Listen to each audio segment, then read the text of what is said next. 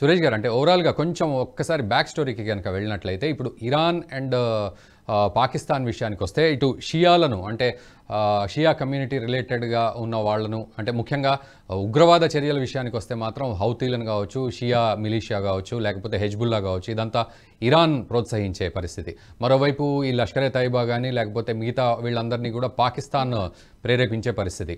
So ఈ రెండు దేశాలు కూడా ఉగ్రవాదుల్ని పెంచి పోషిస్తున్న దేశాలుగా ప్రపంచ పటంలో కనబడుతూ ఉంటాయి, ఎవరి సపోర్టు లేకుండా, డైరెక్ట్ సపోర్ట్ లేకుండా. సో ఇటువంటి రెండు దేశాలు ఈ చర్యలు చేయడం వల్ల అది ఎటువంటి మెసేజ్ ప్రపంచానికి అని అర్థం చేసుకోవాలి, ఏ విధంగా అర్థం చేసుకోవాలి, డీకోడ్ చేయాలి దీన్ని?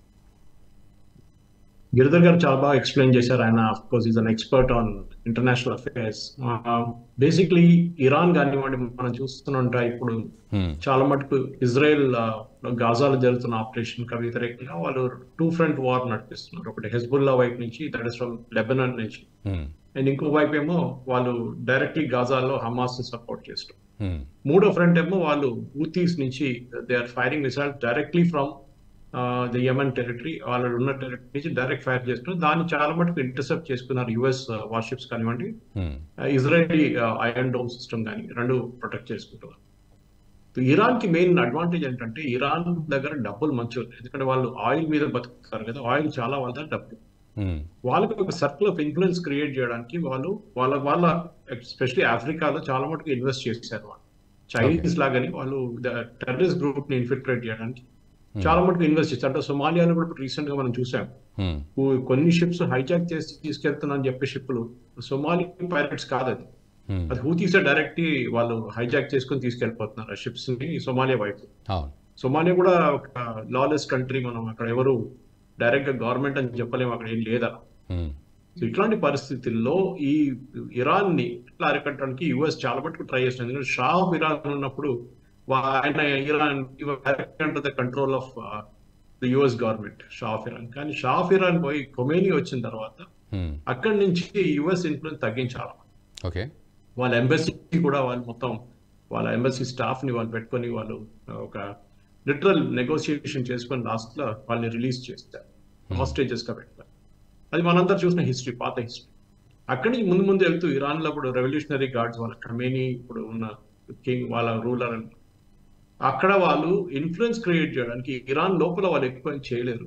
ఇరాన్ బయట మనం ఏమైనా ఇన్ఫ్లుయెన్స్ చేయొచ్చు అని చెప్పేసి హూతీస్ ని ఫండ్ చేయడం, హమాస్ ని ఫండ్ చేయడం, లెబనాన్ లో ఉన్న ఈ చెప్పినట్ల మన వాళ్ళకి ఫండ్ చేయడం, వీళ్ళందరినీ డబ్బులు వచ్చేది ఇరాన్ నుంచి వస్తుంది, వేరియస్ సోర్సెస్ నుంచి. హమాస్ టనల్స్ గాజాలో కట్టాలంటే దానికి ఉన్న డబ్బులు మొత్తం ఇరాన్ నుంచి వచ్చింది కంప్లీట్. సో అట్లనే లెబనాన్ కూడా చూస్తున్నారు. లెబనాన్ లో ఉన్న మిసైల్స్ కాబట్టి it is far better than గాజాలో ఉన్న హమాస్ దగ్గర ఉన్న మిసైల్స్, ఎందుకంటే వాళ్ళకి డైరెక్ట్ ఒక టెరిటరీ యాక్సెస్ ఉంది. సో వాళ్ళు సీ నుంచి డైరెక్ట్ యాక్సెస్ చేసుకోవచ్చు, ల్యాండ్ రూట్ నుంచి కూడా యాక్సెస్ చేసుకోవచ్చు. గాజాలో ఉన్న ప్రాబ్లం ఏంటంటే ఇస్రాయెల్ వాళ్ళు ఎప్పుడు నిఘా దాని మీద ఉంది. సో మనం చెప్పినట్ల హెజ్బుల్లాకి వస్తే, Hezbollah has got better missiles any day, కానీ హమాస్ దగ్గర అంత మంచి మిసైల్స్ లేవు. ఇంకా ఇస్లామిక్ జహాద్ అయితే వాళ్ళు ఫైర్ చేసిన మిసైల్ వాళ్ళు మెచ్చబడుతుంది. మనం చూసాం ఒక హాస్పిటల్ మీద గాజా నుంచి ఫైర్ చేసిన మిసైల్. అది కాకుండా హూతీస్ ని ఫండ్ చేయడం కూడా, హూతీస్ నుంచి అటాక్ ఎట్లా జరుగుతుంది, మెయిన్లీ డ్రోన్స్ యూజ్ చేసి వాళ్ళు అటాక్ చేస్తున్నారు. మన షిప్స్ మీద చూస్తున్నారు, రెడ్ సీ నుంచి వచ్చే చాలా మటుకు కార్గో షిప్స్ కానివ్వండి, ఆయిల్ ట్యాంకర్స్ ని అటాక్ చేయడం వాళ్ళు మొదలు పెట్టారు. ఇప్పుడు యుఎస్ అండ్ ఒక నేటో కోalition అని చెప్పలేము, కానీ యుఎస్ అండ్ మన బ్రిటిష్ ఆర్మీ అండ్ వాళ్ళందరూ కలిసి, నేవీ కలిసి they are taking some action. కానీ అది ఎన్ని రోజులు ఉంటుందో చెప్పలేదు. భారతదేశం అయితే మన డిస్ట్రాయర్స్ ని మనం ఆల్రెడీ కంప్లీట్ స్ట్రేట్స్ లో పెట్టేసాం. రెడ్ సీ నుంచి మన వైపు వస్తున్న మొత్తం సీ రూట్ ని హ్యాండిల్ చేయడానికి మన ట్రేడ్ ఎఫెక్ట్ కాకూడదు. బట్ మన యుఎస్ తోని యాక్ట్ చేయడం, వీఆర్ యాక్టింగ్ ఇండిపెండెంట్. దానికి మనం చాలా ఇంపార్టెంట్, జయశంకర్ గారు 2 వారాల ముందు, ఆల్మోస్ట్ 10 రోజుల ముందు ఇరాన్కి వెళ్ళారు. ఇది మన పాకిస్తాన్ మీద జరిగిన దాడి కన్నా ఒకరోజు ముందు జయశంకర్ గారు ఇరాన్ ఏం డిస్కస్ చేశారో మనకు తెలియదు.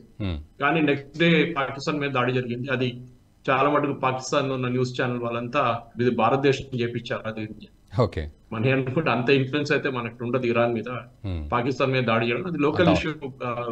గిరిధర్ గారు చాలా మంచి ఎక్స్ప్లెయిన్ చేశారు దాన్ని. అక్కడున్న బలూచ్ ఇష్యూ, అక్కడ నుంచి ఇటువైపు నుంచి షియా, అటువైపు నుంచి సున్నీ వాళ్ళ అటాక్లు వీళ్ళ ఆర్మీ మీద చేస్తూ ఉంటారు. పాకిస్తాన్ ఆర్మీ కానివ్వండి, ఇరానియన్ పోలీస్ ఇంకా ఆర్మ్ ఫోర్సెస్ మీద అటాక్ చేస్తారు. సో వాళ్ళ లోకల్ ఇష్యూస్.